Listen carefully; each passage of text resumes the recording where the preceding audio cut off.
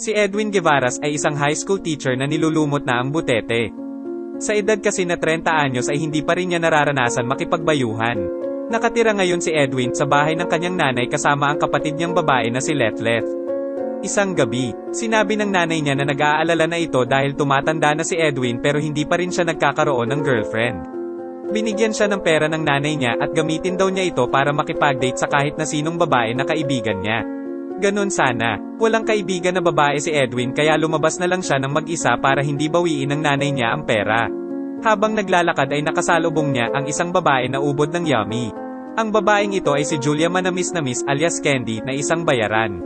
Isang lalaking bugaw ang nagsabi kay Edwin na pwede daw niyang matikman si Candy sa halagang 700 piso. Sumagot si Edwin na 500 piso lang ang kanyang pera. Pumayag na rin si Candy dahil matumal daw ngayon ang bentahan ng asukal.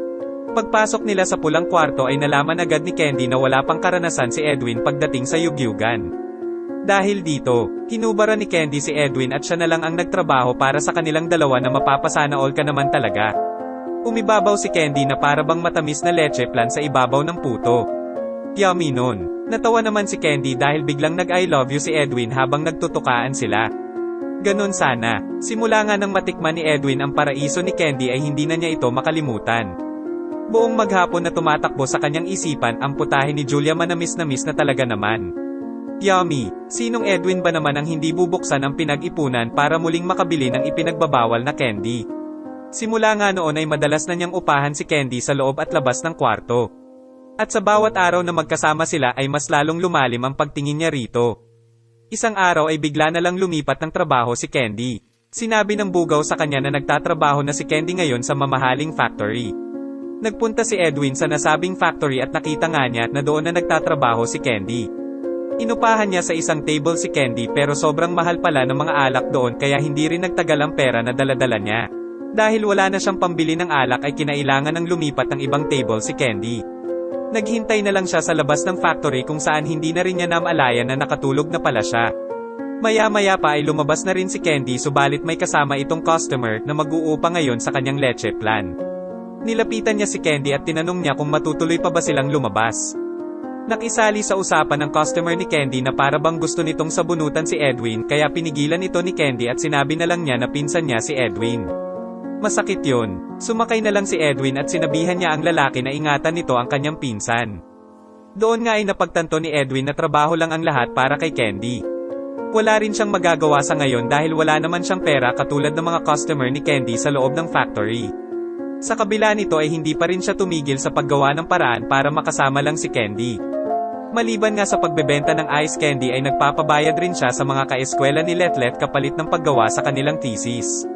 Tinawagan din Edwin ang kanyang tatay para humingi ng pera. Nagsinungaling pa siya na kailangan niya ng pera dahil kinakapos sila sa budget ngayon.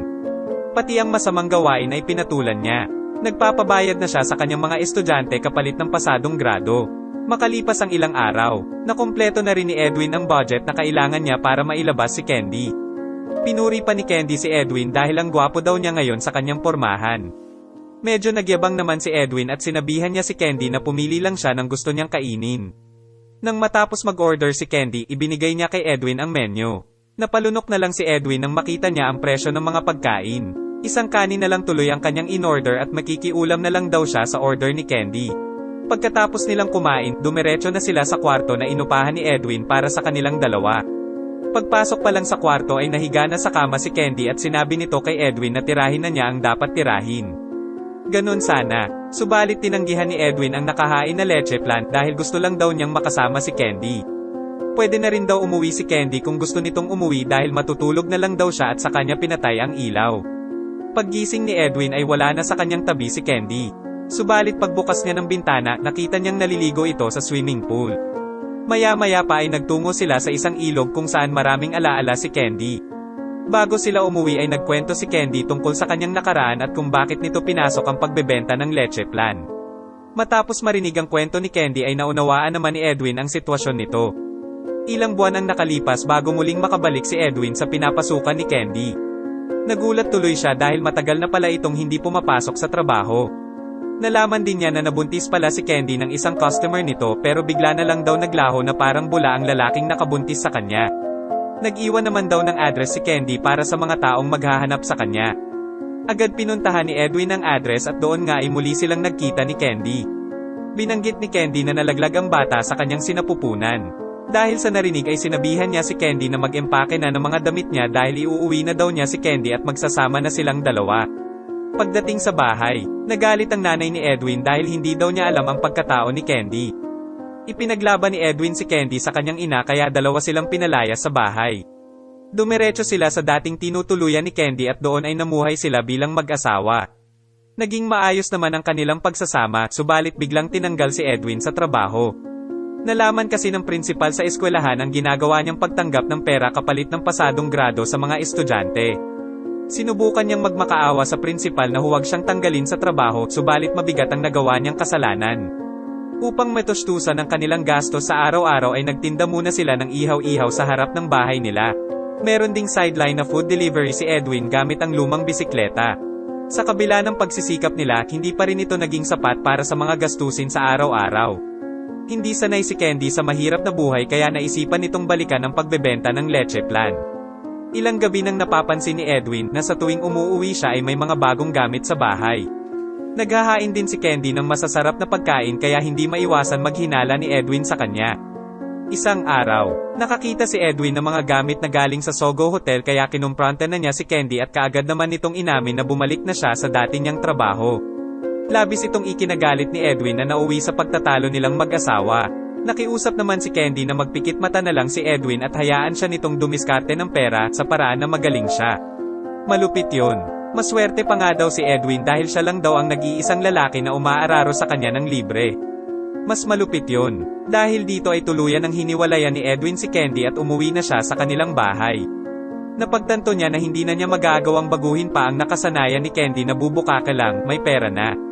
Ipinagpatuloy na lang ni Edwin ang food delivery bilang hanap buhay.